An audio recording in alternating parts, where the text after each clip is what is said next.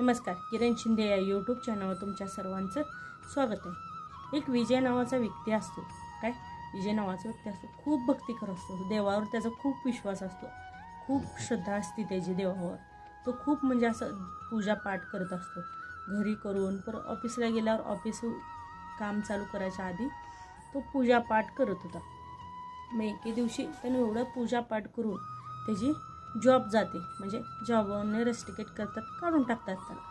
मग तो रागाने घरी येतो। घरी आल्यावर त्याची बायको विचारते काय झालं।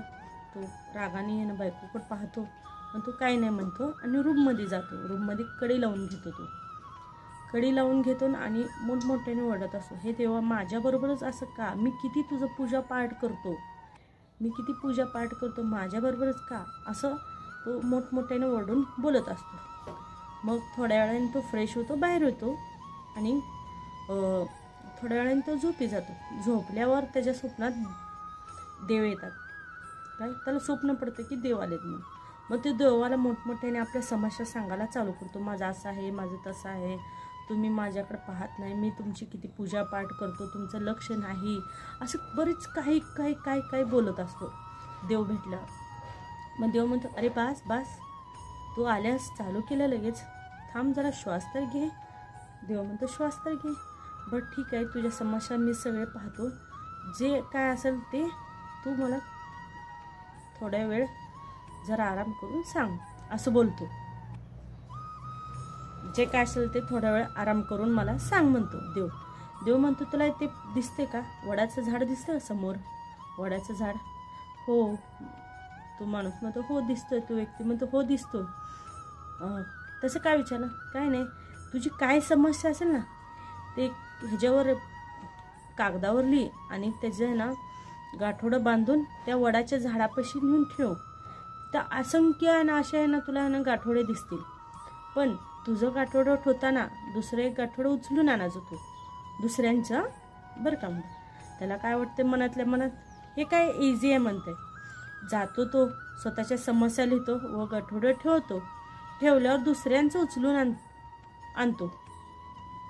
पुढे आल्यावर त्याला विचारतो, अरे च्या, आपण दुसऱ्याच्या समस्या कशाला घेऊन जायच्या, त्यात आपलाच मृत्यू असला तर लिहिलेलं, बरोबर आहे की नाही, आपलाच काहीतरी बरं वाईट असलं तर। मग तो ठेवतो, तो विचार करतो, दुसरा घेतो, दुसरा घेऊन येतो, पुढे येतो, अरे च्या, यात माझ्या बायका लेकरांचं काहीतरी बरं वाईट असलं तर, मग ते पण नेऊन ठेवतो, तिसरे घेते।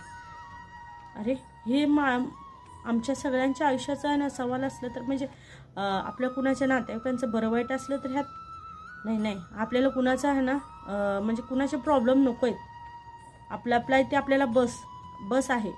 मग असा विचार करतो तू, कुठलीच आहे ना कुठलंच गाठोडं घेत नाही आणि तसंच सरळ घरी येतो।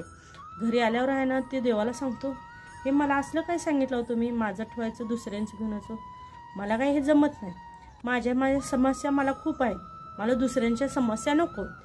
देवाला स्पष्ट सांगतो। देव काय म्हणतो, का म्हणतो असं का, कारण की माझ्या समस्या मी हँडल करू शकतो किंवा मी शिकेल, पण मी दुसऱ्यांच्या समस्या हँडल करू शकत नाही ना।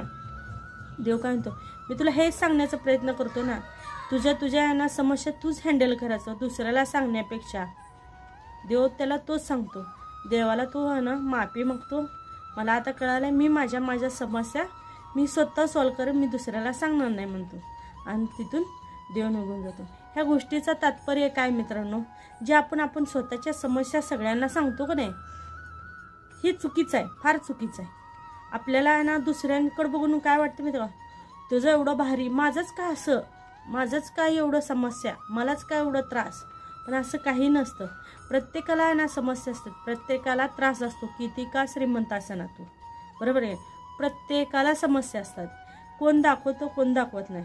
आपण आहे ना सगळ्यांना सांगत हिंडतो, त्यापेक्षा कुणाला सांगायचं नसते, आपल्या समस्या आपण स्वतःच हँडल करायचं असतात, कळलं का।